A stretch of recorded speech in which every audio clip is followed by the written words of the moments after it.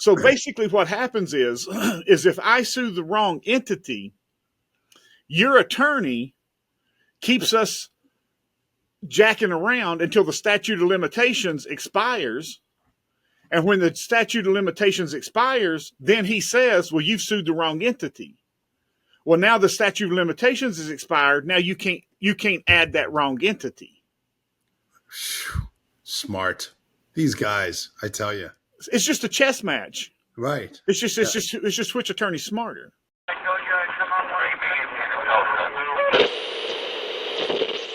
And welcome back to another episode of True Stories from a Real Private Eye. I'm your host, Vinnie Coppola. With me, as always, is Lynn Lambdin, a real private investigator here in Atlanta, Georgia.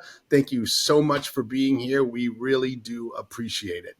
What do you got for us this week, Lynn? Vinnie, how are you doing this week?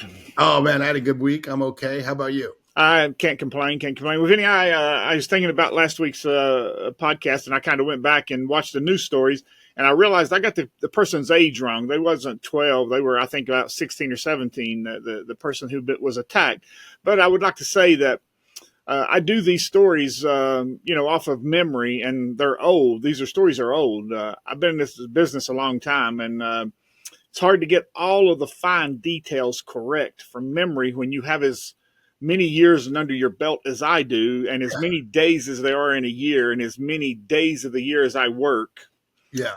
It's hard to remember all the fine details, but in order to keep the stories as real as possible, I don't go back and do research on them. I just do them from memory. Yeah. Yeah. Well, I think that's what makes this show so fun, is because they're real memories, they're real events that actually happened. And I don't think anybody, especially me, blames you if you miss a boy's age by a couple of years. What is it? I don't remember what you said how old he was in the show. I think I said it was a he, and I think I said, 12. And I think it was back. Actually, I think it was 16 or 17. All right. 4 years. Not too bad. Yeah. I'd say that's pretty good. Yeah. But that was, I think the accident happened in 2012 or 13. And that's, I put a lot of cases behind me in that many years. So, of course. Yeah, that's about 12 years. I put a lot of cases behind me. Lynn, there's jokes that I was doing in 2012. I can't remember what jokes they were. Well, there you go, Vinnie. Yeah, so that's the way it goes. Yeah. Right. Well, this week we're going to talk about two cases in the same area of law, kind of corporate law, but apartment complex and a gas station. But it's really the way that they structure the law, or they structure their corporation. Okay. Back when I first got started into this, into PI work, I was hired by a law firm. The law firm is now out of business, and not because they were a bad law firm. It's just that they aged out. The lawyers aged out, and the law firm just went out of business because the partners just retired and just moved on. They tapped out. They said, "All right, that's it. I'm done." Yeah, they retired to their retirement homes in Florida and are living the high life now. Why not? Why not? Yeah, that's what we all hope to do someday anyway. For sure. So one of they wasn't a partner in the firm. They were just hired on as a lawyer. And they hired me. The person got hurt at an apartment complex, and they hired me to find out who owned the apartment complex. Okay. And what happens is, and this person was pretty seriously hurt. And was it a slip and fall? Was it am I getting ahead of ourselves? No, I think what happened was a retaining wall that was in disrepair had fell on this person. Oh boy. And you are required by law to keep your property in a good condition. In a safe condition. A safe condition. So if a hazard is there, regardless of what that hazard is, as the owner of the property, you're required to fix it for people who live there and for invitees of someone that one of your residents may invite into the property. Right. Regardless of what that property is. Now, I could be wrong. It may not have been the retaining wall case. I've had so many property apartment complex cases that it could have been one of a million. I've worked hundreds of these. Right. But whatever. The point is that someone got injured, and that was the apartment's responsibility. It was the apartment's responsibility to fix the hazard, and in this case, it was a very clear case of liability.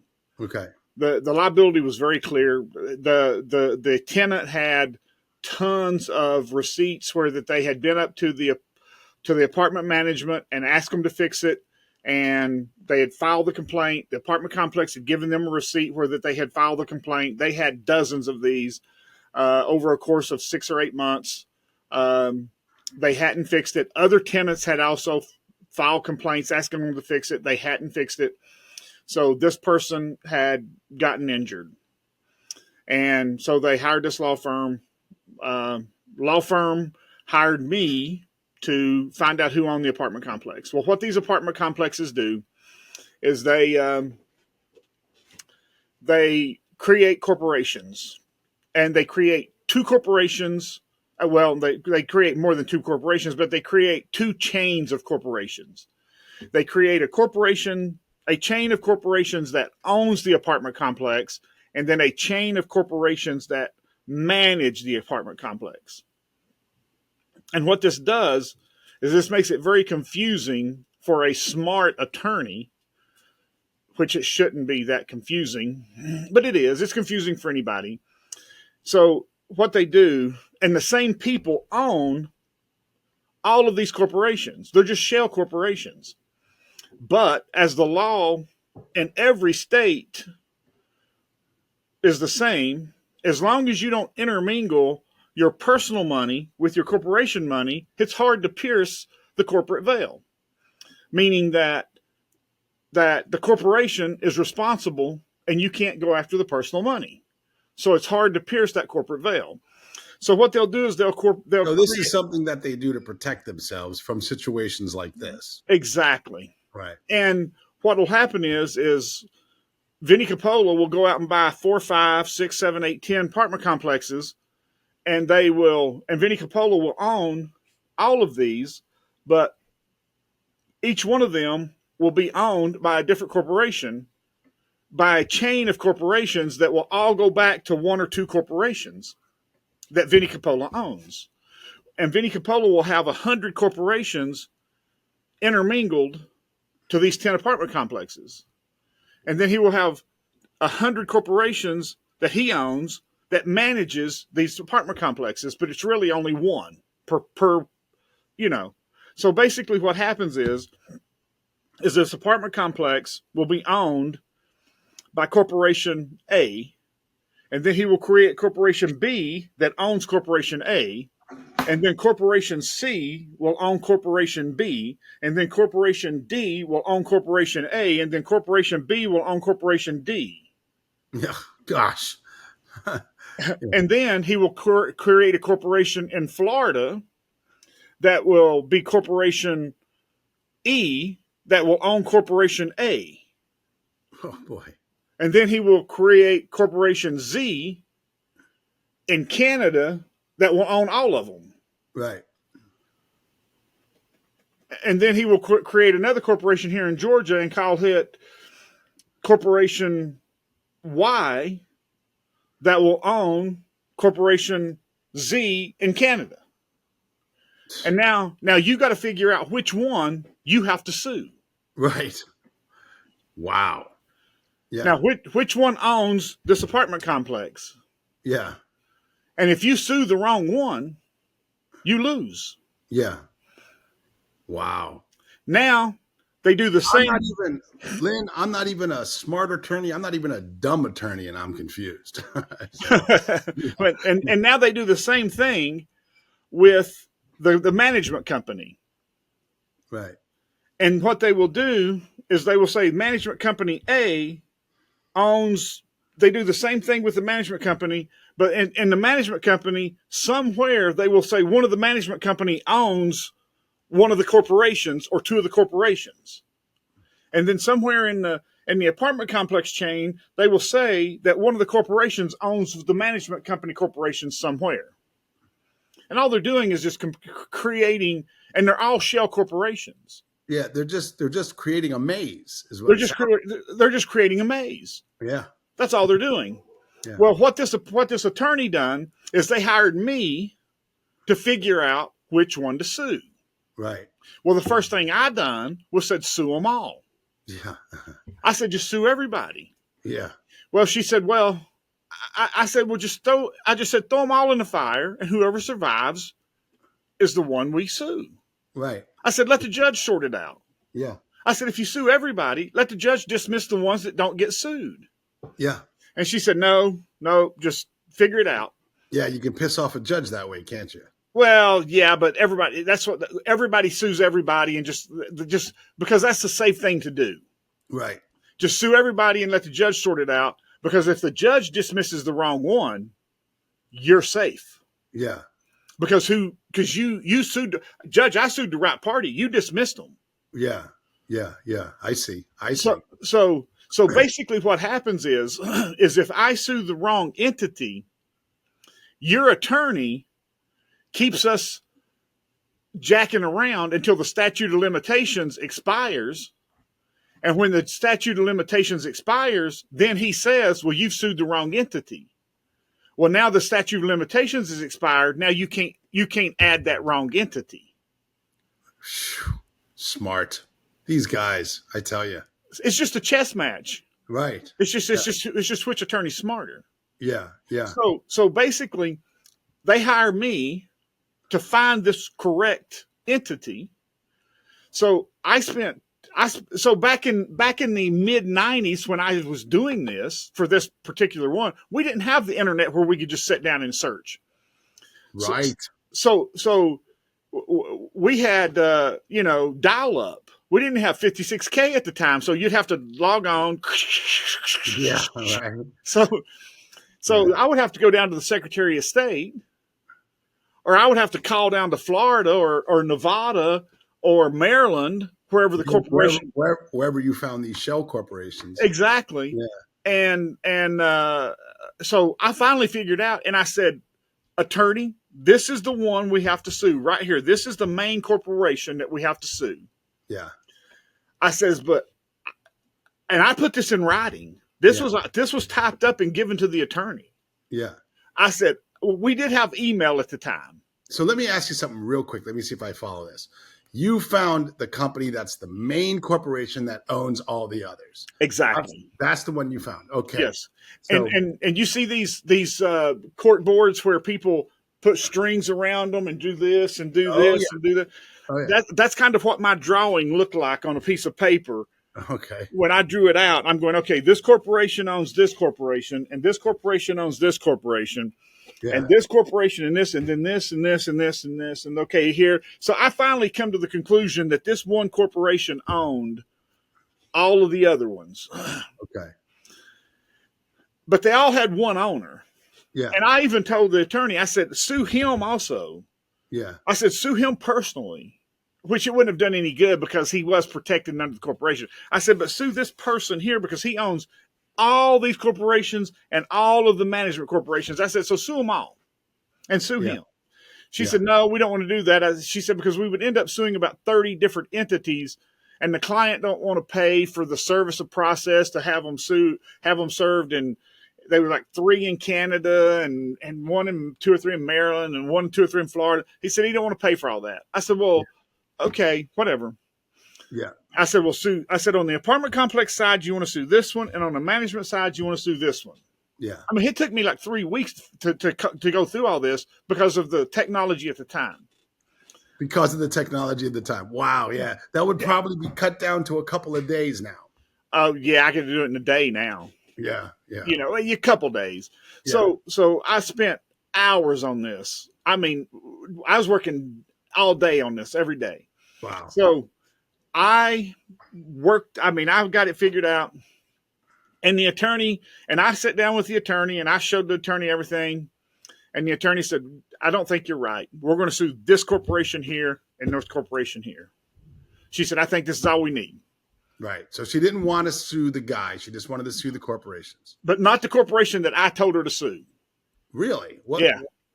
Because she thought I was wrong. Wait. She paid you to find the corporation. You found the corporation, and she said no. Yep. What was the logic in that? What was?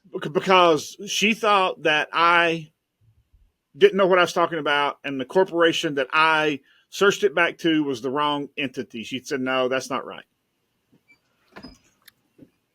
I was a young investigator. I was. Were you wrong? You're getting ahead of yourself. Okay.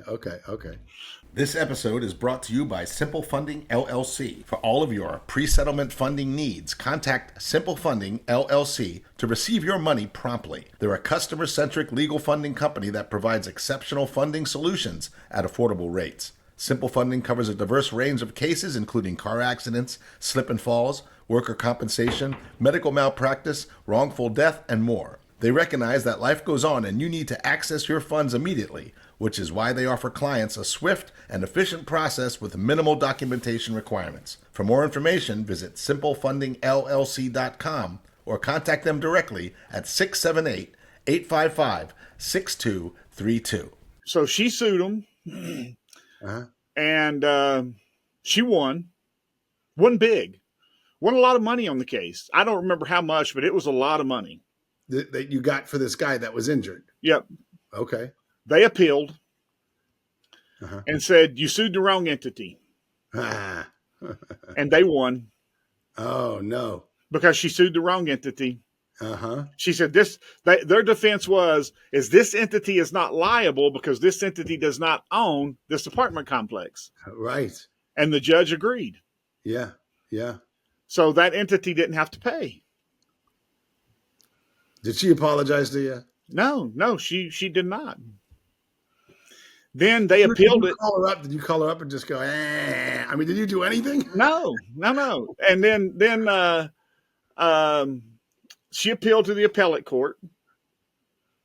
And wait. She appealed to the appellate court on the wrong corporation? Yes.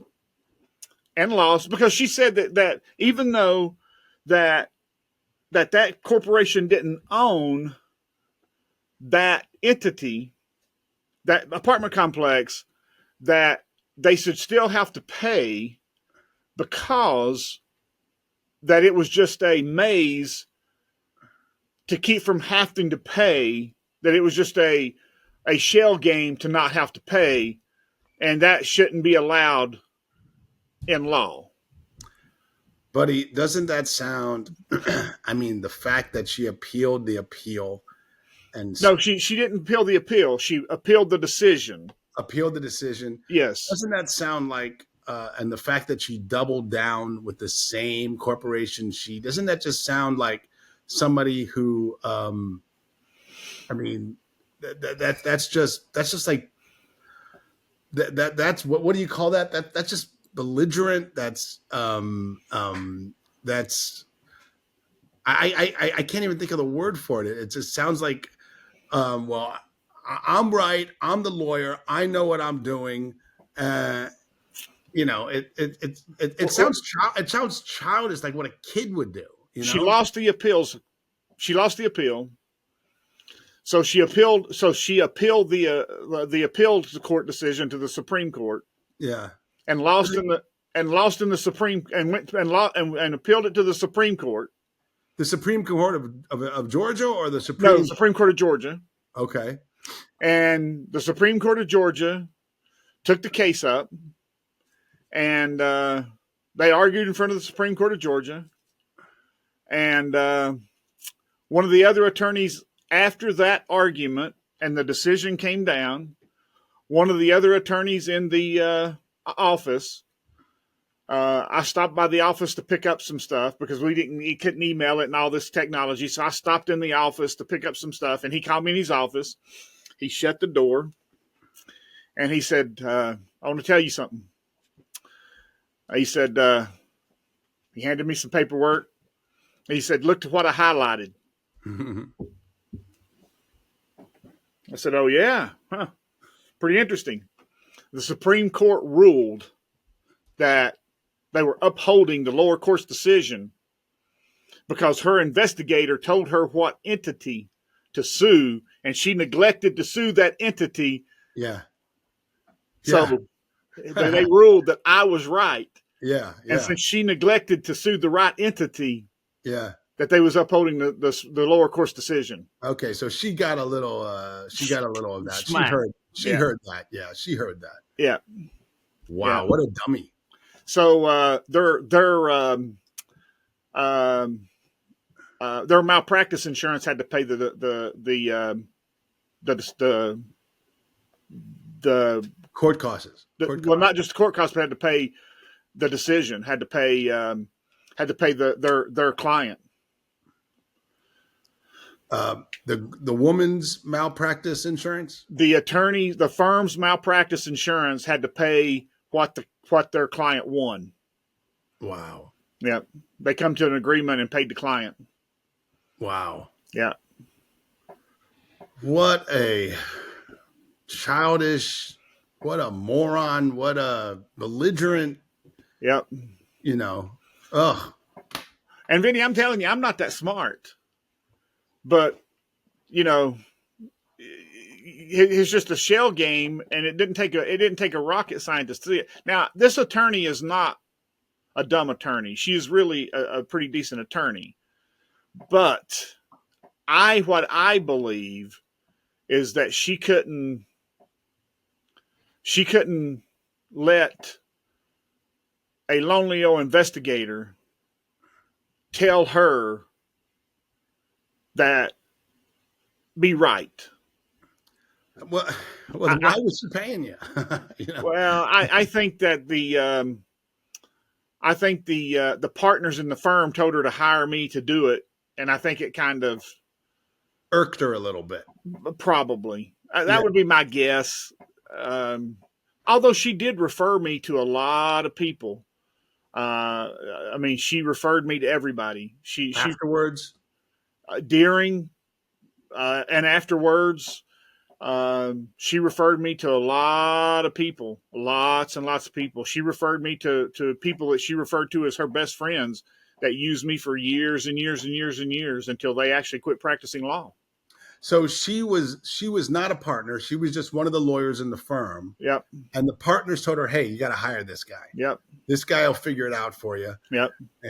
You get on you, but you got paid for it and everything, right? I got paid hourly for it. Yeah, I charged a hefty hourly rate at that time. Yeah. So she was, she thought, and she was probably really smart, and she probably thought to herself, "Well, I don't need him.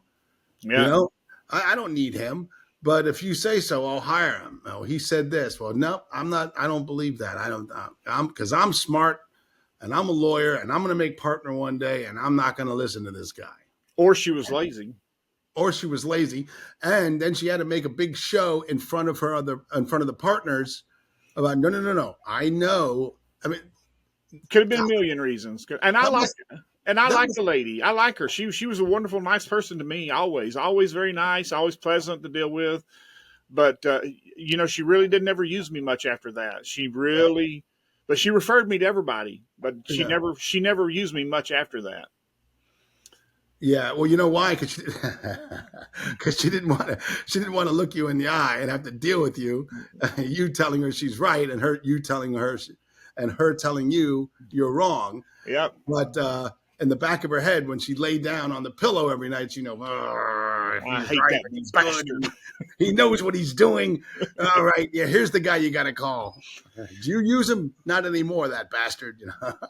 Yeah, well, it's just knowing how to do your research, Vinny. That's all it is. It's not that you're smart or dumb. It's just you're knowing how to do your research. You know how to follow a bread trail. Yeah. This leads to this. Well, okay. Well, that's bullshit. That leads to that. Okay, that's bullshit. Up here we go. Here it is. This is the answer. Yeah. Yeah, and basically that's just I just knew how to follow my leads and follow my research. I just trusted my research. Now I'll tell you another story, and this one happened not too long ago. There was a shooting at a gas station, and the gas stations do the same thing. They kind of have. It's sort of the same thing, but these guys will go out and they will buy these properties. Investors will go out and buy these properties, and then they will rent the properties to other people to run the gas stations or to run the whatever is on the property. Gas stations, convenience stores, laundromats, whatever the situation is, and then they will hide behind these corporations where that they have got 2 or 3, 4 different corporations, and they will try to have 3 or 4 corporations that they hide behind. Well, in this situation, this law firm hired me to serve some papers and try to find out if there was any insurance available and to unravel this corporation. Well, the gas station owner had, this guy was shot and he was paralyzed from the waist down, and the gas station owner only had $1 million worth of insurance. Well, we couldn't figure out who was shot and paralyzed from the waist. An invitee, someone who stopped to buy gas. Okay. Who he was shot at the gas station. What did he get into an argument? Was it a drive-by and just a random? He got into an argument with someone who was there, and he got shot, and he was paralyzed from the waist down, from the chest down, actually. So, because this happened on the gas station property, this guy thought he could sue the gas station, and he did. Is the gas station liable? The gas station is liable because they're not anymore, because Brian Kemp done away with it. It was called negligent security. And Brian Kemp done away with negligent security. The idiot. Brian Kemp was it's pretty obvious that Brian Kemp was paid off by insurance companies. Yeah. So if you have a retail place, a store, apartment complex, or whatever, anywhere that you invite people in to do commerce or to live or whatever, and there's a lot of crime there.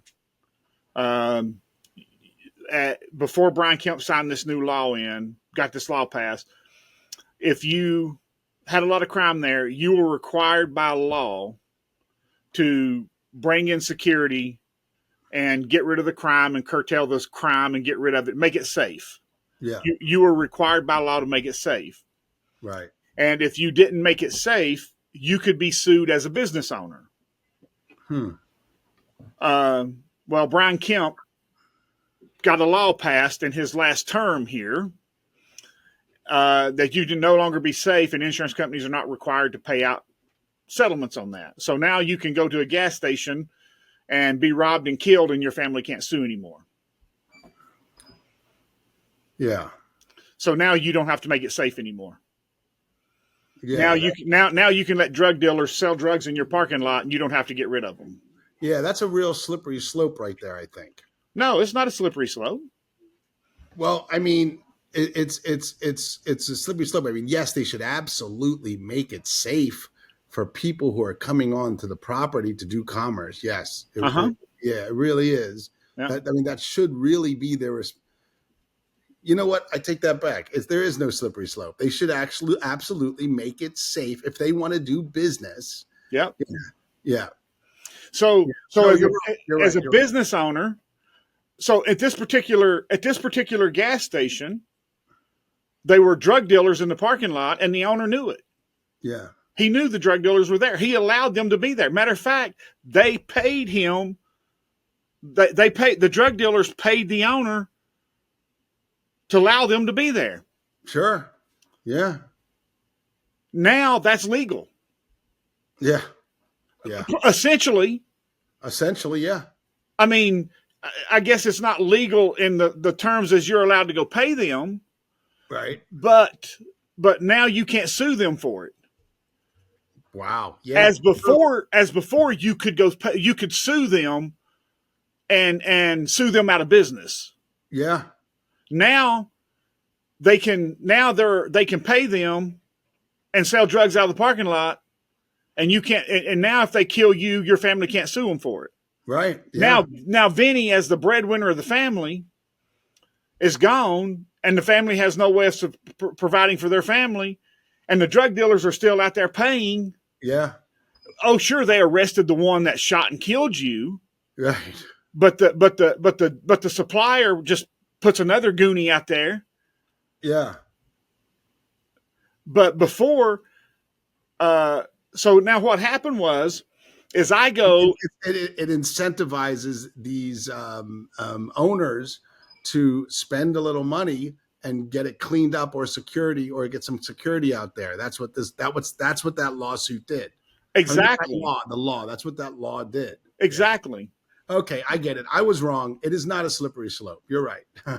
So what happened is the person who owned the park, who owned the building, and who owned the gas station, knew what was going on, who owned the building and owned everything, and it was leasing it to them, knew what was going on. And I found their insurance policy, and I found who that was. They had a $25 million policy. Ooh.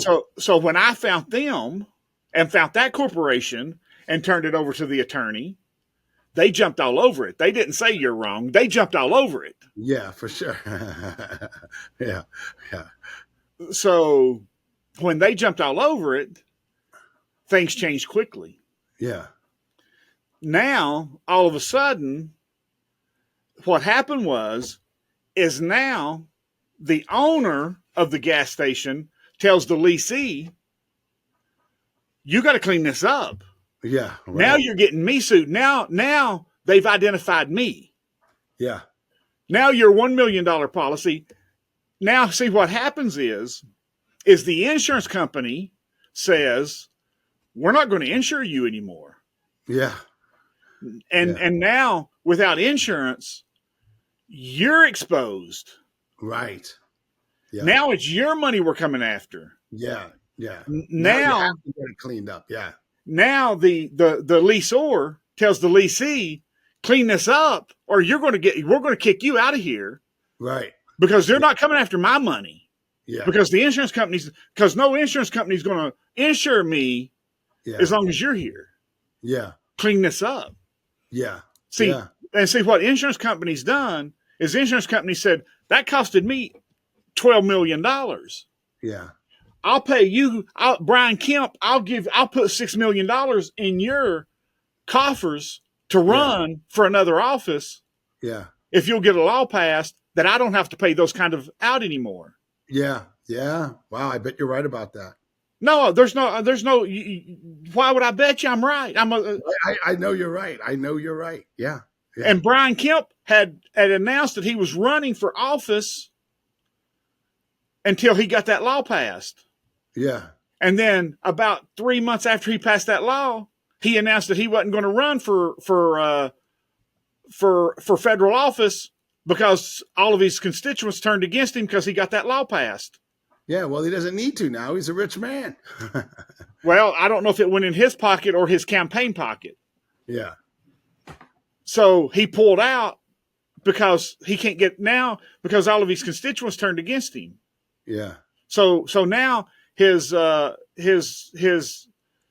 hopes and dreams of becoming a federal, running for federal office to be a senator, a federal senator to go to Washington, all went down the drain because he got that passed. Yeah. Good. I'm glad. Yeah. I hope he can't get the dog catcher. Yeah. Yeah. Because he screwed Georgia's with their insurance. Yeah. Yeah. Now drug dealers can go to any gas station they want and say, I'm going to pay you or I'm going to kill you. Right. Right. Because you can't be sued anymore. Right. Right. I'm gonna shoot your customers as they're coming out and take their wallet. What are you gonna do? Yeah. Because you can't be sued. Right. Brian Kemp done away with negligent security. So all they can do now is hire security to hang around outside. Why? Why would you spend that money? That's true. Why would you spend the money? Why Yeah, would you spend the money? can't be sued. Yeah. You Yeah. can't be sued. Why would you spend it? Yeah, because you want to make more money and have more people come in and have it be a safe place. But I guess you're right. Yeah, why not? Yeah. Why? I wouldn't spend the money. Yeah. That's more money in my pocket. Yeah. Why would I pay a security guard $75,000 a year? Yeah. That's $75,000 in my wallet. Right. Why would I put that in your bank account, Vinnie? I want that in mine.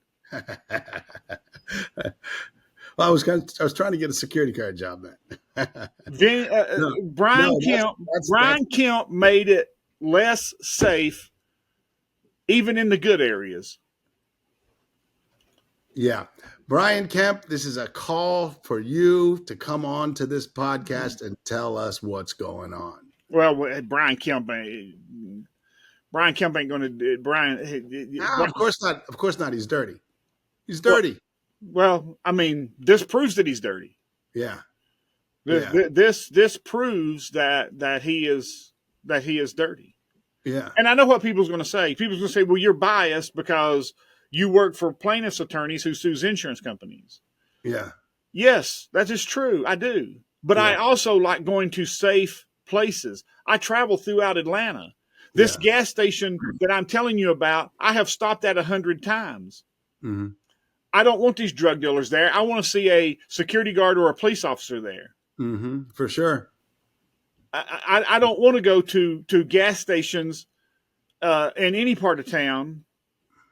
You know, my jobs don't take me to the safest parts of town.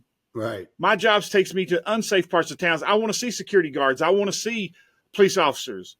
Yeah. I want to see off-duty police officers have security jobs. Right. And this law took those jobs away because there's no need for them now. Because why? You're not going to sue me. Yeah. Well, you can't. Yeah. You lose. Yeah. Wow. So why would you pay for them? Right. I mean, there's some people that'll pay for them. Right. I mean, I guess if you go to Buckhead, you'll get them. Yeah. But you don't need them in Buckhead. Yeah. You know, everything's behind lock and key in Buckhead. Every apartment complex you go to, you know, it's gated. Yeah, it's gated. It's, you know, you don't really need them in Buckhead. So, right. You know, those are not the ones we're talking about. No. Yeah, you're right. So, you know, so the places that really need them are not going to have them. Right. Wow. Had no idea. You were right, Lynn. Once again, I learned something again. Wow. Well, that's why we're here, Vinnie, to teach people. Yeah, teach people. Yeah. So hey, when you come to Georgia, be careful, okay? Especially at night at those gas stations and these little places where you know, do commerce. You can't sue if you get hurt there. Yeah. Yep. Yeah, they don't. They know they, and that's because the insurance companies bribed Brian Kemp. Unbelievable! You heard it here, ladies and gentlemen, on True Stories from a Real Private Eye. Hey, if you like stand-up comedy, if you like goofy videos, check me out. You can find all my links on my website, which is www.vinnie.com. That's www.vinnie.com. Lynn Lambdin is the best, ladies and gentlemen. If you need somebody surveilled, if you need to find somebody, if you need to serve somebody papers, you got to check out Lynn Lambdin. Tell them your website. www.lwias.com. And if you mention you heard us LWI on this podcast, we will give you a discount. Just tell us you heard us here and we'll give you a discount. Right. And we appreciate Simple Funding for sponsoring us. And if you mention to Simple Funding that you heard Simple Funding on this podcast, Simple Funding will give you a discount. Yeah, Simple Funding for all your legal funding needs. If you have a lawsuit and you're waiting for a settlement, call Simple Funding. They are the best. Tell them you've heard it on the podcast. Well, you get a discount. So that's cool too. We appreciate you being here so much. Thank you. If you can, click the subscribe button and leave us a review or a comment. We do appreciate it. We will see you next week.